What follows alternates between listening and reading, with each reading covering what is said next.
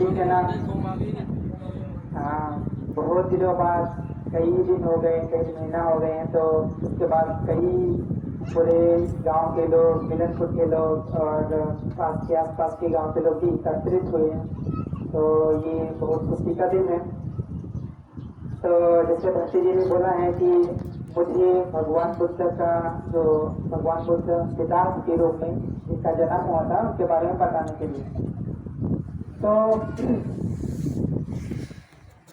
जैसा कि आप सभी लोगों को पता है, भगवान बुद्ध सिद्धार्थ के रूप में जन्म लिए। तो वो सबसे पहले उनका पिछला लाइफ, जो जन्म लेने से पहले भगवान बुद्ध मतलब सिद्धार्थ गौतम जन्म लेने के पहले वो एक देवलोक में रह रहे थे। उस देवलोक का नाम है तुसित।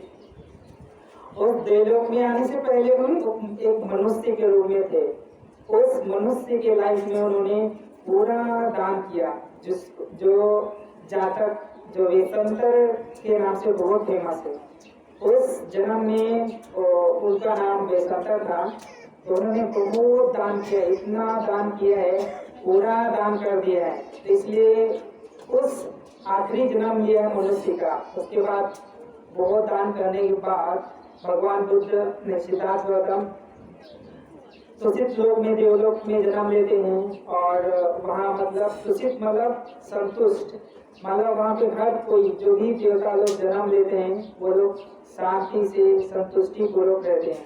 कोई भी उनके अंदर कोई चाहत नहीं रहती है, कोई भी चीज को डिमांड नहीं रहती कि मुझे ये मिल जाए, वो मिल जाए। मतलब वो लोग पूरी तरीके से संतुष्ट रहते हैं, उनको कोई भी चीज की जरूरत नहीं रहती।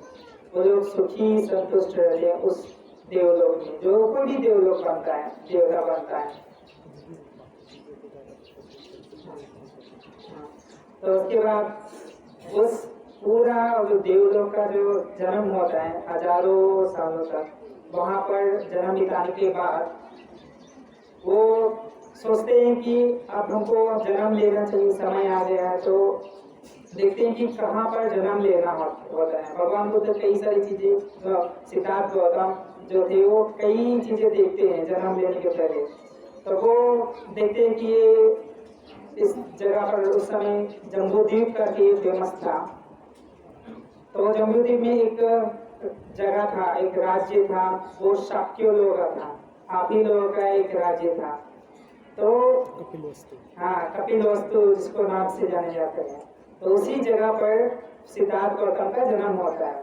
सिद्धार्थ गौतम के जन्म के समय जो उनकी जो माता महामाया थी, तो जन्म के समय जैसे ही उनका सिद्धार्थ गौतम उनके महामाया के पेट में आते हैं, उसी समय से लेकर जो महामाया होती है देवी, वो स्वाभाविक रूप से, मतलब नेचुरल रूप से ही वो 5 चीजों का पालन करने लगती है, नेचुरल से। और उस समय उनको कोई भी बीमारी नहीं होता है, कोई भी उनको कोई कष्ट नहीं पहुंचा सकता है। जब सिद्धार्थ गौतम अपनी माँ की कोख में थे, पेट में थे, उस समय महामाया देवी, क्योंकि सिद्धार्थ गौतम इतने पुण्य के थे, इतना अच्छे कर्म किए थे, इसकी वजह से, उनकी वजह से भी महामाया को भी बहुत प्रोटेक्शन मिल रहा था। उस समय महामाया देवी को उसके उनके चारों तरफ कई सारे देवता लोग भी रहते थे कि इनको, महामाया देवी को कोई भी कष्ट नहीं होना चाहिए, कोई भी हानि पहुंचाने के लिए कोई भी चीज नहीं आना चाहिए। बॉडीगार्ड जैसे कि आजकल कोई नेता होता है ना, तो उसका बॉडीगार्ड रहता है, ऐसे ही महामाया देवी को कोई भी हानि नहीं पहुंचना चाहिए। इसलिए उनको देवता लोग एज ए बॉडीगार्ड जैसा उनकी रक्षा कर रहे थे। कोई भी भूत प्रेत नहीं आना चाहिए, कोई भी अमनुष्य, कोई भी मनुष्य भी आके अटैक नहीं करना चाहिए। इसलिए देवता लोग उनके पास हमेशा बॉडीगार्ड के जैसे रहते थे। तो जैसे कि साधारण होता है, कोई भी महिला 9 महीने के बाद जन्म लेती है, जन्म देती है। तो लेकिन सिद्धार्थ गौतम का जन्म नॉर्मल नहीं था, उनका जन्म 10 महीने के बाद होता है। तो जब जन्म होता है, तो सबसे पहले जन्म होने के बाद, जैसे कि आप देख सकते हैं कि जो जन्म का फोटो है, उसमें महामाया देवी खड़ी होती है। कोई भी सामान्य होता है, वो कोई भी महिला जब जन्म देती है बच्चे को तो वो लेट के या बैठ के जन्म देती है, लेकिन जो महामाया देवी होती है वो खड़े खड़े ही सिद्धार्थ गौतम को जन्म देती है। तो जब जन्म होता है तो उस समय वहाँ पर उपस्थित देवता लोग होते हैं, कई सारे देवता होते हैं। तो वो लोग देवता लोग सबसे पहले, मनुष्य लोग सिद्धार्थ गौतम को नहीं लेते पकड़ते, उनको देवता लोग ही उनको सबसे पहले हाथों में लेते हैं। और उसके बाद वो वहाँ पर और भी कई सारे देवता होते हैं, चतुर महाराजी देवता, वो लोग उनको महामाया देवी के सामने लेकर जाते हैं और बोलते हैं कि ये आपका पुत्र है, बहुत महापुण्यवान है। उसके बाद वो आकाश से उनका जो जन्म होता है, जैसे कि कोई भी बच्चा का जन्म होता है तो कोई भी माल गंदगी रहता है, खून रहता है, कितनी कितनी गंदगी में रहता है ना, लेकिन सिद्धार्थ गौतम का जब जन्म होता है तो उनमें एक भी कोई गंदगी नहीं लगी रहती। जैसे कि कोई हीरा होता है, डायमंड होता है ना, वो कोई भी अच्छे से कपड़े में रखा जाए तो वो न कपड़े को गंदा करता है, न कपड़ा डायमंड को गंदा करता है, हीरे को। दोनों अच्छे हैं, सुरक्षित हैं, बहुत ही प्योर हैं, बहुत ही स्वच्छ है, इसलिए एक दूसरे को गंदा नहीं कर रहा है। तो ऐसे ही सिद्धार्थ गौतम का जन्म के समय वो पूरी तरीके से शुद्ध, पूरी तरीके से साफ, कोई भी उनके शरीर पे एक भी गंदगी नहीं रहता। तो उसके बाद देवता लोग लेने के बाद महामाया देवी के पास ले जाते हैं और बोलते हैं कि ये आपका बालक बहुत ही पुण्यशाली है, बहुत ही पुण्यशाली है। उसके बाद महामाया देवी देख के जो सिद्धार्थ गौतम होते हैं, तो वो बच्चा होता है वो 7 कदम चलते हैं, 7 कदम चलते हैं उत्तर की दिशा में। हाँ, उत्तर की दिशा में जाते हैं। तो जैसे कि अभी भी, जैसे कि वो मैं बोला कि वो उसका शरीर में कोई गंदगी नहीं रहता है, फिर भी वो आकाश से बोलते हैं कि 2 धाराएं आती हैं, आकाश से 2 धाराएं आती है पानी की। एक पानी होता है गर्म थोड़ा सा, और एक पानी होता है नॉर्मल साधारण ठंडा सा। तो वो दोनों पानी वो महामाया देवी और बच्चे को धोने के लिए होते हैं। जैसे कि आप लोगों ने भी अभी सिद्धार्थ गौतम को पानी से नहला दिया ना, ऐसे ही उनको सिद्धार्थ गौतम को नहलाने के लिए आकाश से 2 जल धाराएं आती हैं उनको नहलाने के लिए।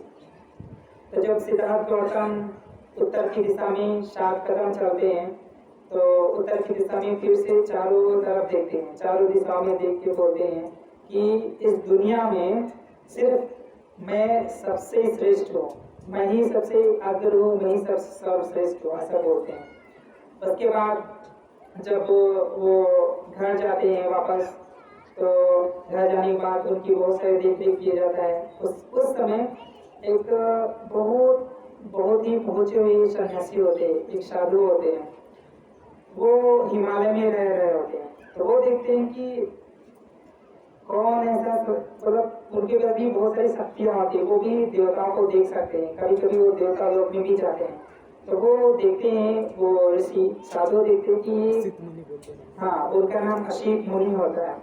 तो वो जब देखते हैं कि देवता लोग इतना खुश क्यों है, इतना मतलब पूरा अच्छे अच्छे कपड़े पहन के, पूरा झंडा लेके बहुत घोष कर रहे हैं, जैसे आप लोग बुद्धों की जय बोलते हैं ना, ऐसे ही देवता लोग भी पूरा घोष कर रहे हैं, आवाज कर रहे हैं। तो वो जो असित मुनि होते हैं साधु, वो देखते हैं और पूछते हैं कि क्या है, क्या कारण है। तो वो लोग देवता लोग बताते हैं कि ऐसे ऐसी बात है। तो वो असित मुनि वापस महल में आते हैं, जो सिद्धार्थ गौतम श्री यशोधन उनके पिता सिद्धोधन उनके महल में आते हैं और देखते हैं कि बालक कहाँ है। जब देखते हैं तो उनके शरीर के ऊपर 32 लक्षण होते हैं जो अद्भुत होते, सामान्य लोगों के शरीर पर नहीं होते। किसी किसी के शरीर में कोई कोई लक्षण हो सकता है, वो भी बहुत पुण्य करने की वजह से ही होता है। जो सिद्धार्थ गौतम के शरीर पे 32 लक्षण थे, वो पुण्य की वजह से थे। तो वो जो असित मुनि थे साधु, वो देखते हैं उनको और देखने के बाद वो बहुत खुश भी होते हैं और दुखी भी होते हैं, और उसके दुखी होने के साथ साथ वो रोने भी लगते हैं। तो वो जो राजा होते हैं वो बोलते हैं कि आप क्यों रो रहे हैं। तो वो असीत मुनि साधु बोलते हैं कि मैं इसलिए रो रहा हूँ, ये बच्चे में कोई प्रॉब्लम नहीं है, मैं इसलिए रो रहा हूँ क्योंकि जब ये बच्चा एक महान है, बहुत पुण्यशाली, आगे चलकर एक ऐसी सच्चाई को खोजेगा, ऐसा एक परम सच्चाई को खोजेगा, वो पूरी दुनिया को दुख से मुक्त करेगा, तो उस समय मैं नहीं रहूँगा क्योंकि मेरी आयु तो बहुत हो चुकी है, अभी मैं बूढ़ा हो चुका हूँ, और जब ये मुक्त होगा तो उस समय मैं नहीं रहूँगा, तो इसलिए मुझे बहुत दुख है। उसके बाद वो असीत मुनि उनको आशीर्वाद देके चले जाते हैं अपने वापस, और उनका एक लड़का होता है, भांजा होता है, वो उसको बोल के जाते हैं कि जब तुम कभी सुनना कि ऐसा कोई बुद्ध इस धरती पर हुआ है, बुद्ध एक हुआ है, बुद्ध को कोई बुद्धत्व को कोई प्राप्ति किया है, तो जरूर उसके पास जाना, और तो तुमको ज्ञान बताएगा जिससे तुम्हारी मुक्ति होगी। वो तुम्हारी सबसे भलाई का सबसे दिन होगा जब तुम ऐसा सुनोगे और उसका मार्ग पर चलोगे। तो जैसे कि सिद्धार्थ गौतम का जब जन्म होता है तो ये ऐसे ही नहीं हुआ है, उन्होंने कुछ कर्म किए थे। हम लोग सब लोग जैसे कि आप लोग भी सील पालन कर रहा है, दान पुण्य कर रहा है, भावना कर रहा है, ये सब हम लोग कर्म क्यों रहे हैं कि ऐसा जन्म मिले या ऐसा जन्म ही ना हो इसलिए हम लोग ऐसा कर्म कर रहे हैं। ऐसा जन्म नहीं हुआ, बार बार हम जन्म लेते हैं, बार बार दुख लेते हैं, दुख मिलता है, यदि कभी कभी कीड़ा मकोड़ा बन जाते हैं ना, कोई भी अगर गलत काम करता है, गलत काम करने वाला गलत अच्छी जगह कैसे जा सकता है। जो अच्छा काम करता है, पुण्य काम करता है, वही तो पुण्य जगह पे जाता है, उसी का जन्म ही पुण्य जगह पे होता है। तो आप लोग भी अच्छे से पुण्य करिए, अच्छे से सील पालन करिए, अच्छे से त्याग करिए, दान करिए, भावना करिए, जिससे कि आपका भी जन्म ऐसा हो कि आगे से जन्म ही ना हो। आप ऐसा कर्म करिए, ऐसा पुण्य करिए, ऐसे सही भाव सील भावना करिए, ऐसा ध्यान भावना करिए कि आपका एक बार जन्म हो जाए तो उसके बाद दोबारा जन्म ही ना हो। जैसे कि सिद्धार्थ गौतम का जन्म, उन्होंने इतना पुण्य किया था, इतना सील दान भावना त्याग किया, उसके बाद उनका ये आखिरी जन्म था, इसके बाद उनका जन्म ही नहीं हुआ। तो आप लोग भी, हम यही उम्मीद करते हैं कि आप लोग भी अच्छे से सील पालन करिए, ध्यान भावना करिए। और ठीक है, इसके आगे की जो स्टोरी है वो भक्ति जी बताएंगे, हम उसको अपना माइक दे रहे हैं। समय बहुत कम है इसलिए जल्दी जल्दी बताना पड़ रहा है। तो देखिए, एक अद्भुत सत्र ने तो जन्म ले लिया और उसके समय अद्भुत घटनाएं भी घटी। देवता लोग जश्न मनाने लगे और बहुत लोग उनके दर्शन लेने के लिए आने लगे, और वो एक व्यक्ति कम से कम इस पृथ्वी पर प्रकट हो गया। लेकिन उसने आगे क्या किया इसके बारे में अभी हम जानेंगे। उसका जो जीवन बीता बहुत आलीशान, बहुत सुख, 3 बड़े बड़े महल उनके लिए बनाए गए, कई तरह के नौकर चाकर, आपने सुना होगा। ऐसे सुख आलीशान जीवन में जीते हुए उनको सन्यास की तरफ उनका मन जाने लगा, क्योंकि वो देखते थे कि जितने भी बहुत अमीर लोग हैं, जितने भी बहुत भोगी लोग हैं, वो लोग कहीं ना कहीं एक खोखला जीवन जी रहे हैं, उनको उसमें कुछ शांति नहीं महसूस होती। वो कहीं ना कहीं अपनी मौत से भाग रहे हैं, अपने जीवन की तरफ भागने के बजाय वो कहीं ना कहीं ऐसे तरह के धर्म पालन करते हैं जिसकी वजह से और भी दुख में फंस जाते हैं। तो उस इंसान ने फिर संन्यास ले लिया। तो सिद्धार्थ गौतम ने संन्यास लेकर, उन्होंने बहुत क्योंकि समय कम है इसलिए मुझे जल्दी जल्दी बताना पड़ेगा। तो आगे चल के वो 2 गुरुओं के पास गए। 2 गुरुओं ने उनको अच्छे से धर्म बताने का ट्राई किया, और उस सिद्धार्थ गौतम ने तुरंत ही उनके धर्म में परिपक्व हो गए, उनके धर्म की जो अंतिम सीमा थी उसको जान लिया, उसका साक्षात्कार कर लिया। एक का नाम था आलार कलाम, दूसरा नाम था उद्दक रामपुत्र। ये दो गुरुओं के पास वो गए थे और उनके धर्म में परिपुष्ट हो गए, सबसे अंतिम सीमा को प्राप्त कर लिया था उन्होंने। लेकिन उनको पता चला कि इसके बाद भी तो उनका जन्म फिर से हो रहा है, उसके बाद भी तो वो संसार में ही फंसे हुए हैं, तो क्या किया जाए। तो फिर उन्होंने सोचा कि ये सब छोड़ छाड़ के अभी मुझे अपने अंतिम तपस्या में चले जाना चाहिए। तो उन्होंने खूब तपस्या की। उर्वेला में इस गांव के कुछ उपासिका उपासक गए थे और उसी उर्वेला में उस सिद्धार्थ गौतम ने खूब तपस्या की, 6 साल तक कहा जाता है, बहुत कड़ी तपस्या की। उनका पूरा बॉडी सूख गया, हड्डियां दिखाई देने लगी, उन्होंने खाना छोड़ दिया था, बहुत कम खाते थे। और उसके बाद उनको पता चला कि वहां से भी उनको संबोधि नहीं मिली, उनको किसी तरह से कोई मुक्ति नहीं मिली। तब उन्हें याद आया कि मध्यम मार्ग में ही सही मार्ग है। तो उन्होंने खाना शुरू किया, उन्होंने अपने शरीर को शक्ति दी और उसके बाद उनको जिस तरह से याद आया था कि मैंने बचपन में एक बार ध्यान लगाया था और उस ध्यान की वजह से ही मुझे एक चित्त की एक ऊंचाई प्राप्त हुई थी, जिसको प्रथम ध्यान कहा जाता है, वो उनको प्राप्त हुआ था। तो उस याद के आधार पर उन्होंने फिर से खाना खाया और अपने शक्ति इकट्ठा करके फिर ध्यान में जुड़ गए। अब ध्यान करते हुए उनको कुछ बातें पता चली, जैसे हमने उपासक जिन्होंने शील धारण किया है उनको ये भावना दी है कि आपके मन में 2 तरह के विचार आएंगे और आप सभी लोगों के लिए मैं ये आज की भावना करने का, दिन भर की भावना करनी है आपको, जिस तरह से सिद्धार्थ गौतम ने की थी वो इस तरह की थी कि आज दिन भर में 2 तरह के आपको विचार आएंगे। एक तरह के विचार रहेंगे बुरे विचार, अकुशल विचार, अपने संसार की तरफ भागने के, अहंकार के, ईर्ष्या के, गुस्से के, चिड़चिड़ होने के, लोभ के। ये जब भी इस तरह के विचार आए उनको छोड़ दीजिए और जब भी कुशल विचार आए, त्याग के विचार आए, संन्यास के विचार आए, दान के, शील के, भावना के, तो उसको बढ़ाइए, उसको और विचार करिए। जब भी आपका मन गलत दिशा में मुड़ने लगे उसको हटाकर सही दिशा में वापस मोड़िए। तो यही साधना सिद्धार्थ गौतम ने की और वो तभी साधना की जब उन्होंने खाना खाना शुरू कर दिया था। उसके बाद उन्होंने ध्यान दिया कि शरीर को कष्ट देने से कुछ नहीं होता। उनको ये पता चला कि पूरा ध्यान आपको अपने चित्त पे लगाना होता है और चित्त पर ध्यान लगाकर उसको दिशा देनी होती है और उसके साथ ही उन्होंने आगे बढ़े। फिर उनको पता चला कि मेरा जन्म, बार बार का जन्म, उन्होंने अपने शब्दों में कहा कि उफ कितना बार जन्म होता है, मेरा ही नहीं सभी सत्वों का हजारों बार जन्म होते रहता है, पर कोई मुक्ति का कोई मार्ग ही नहीं पता, कोई उजाला ही नहीं पता, ये कैसे जन्म होता है।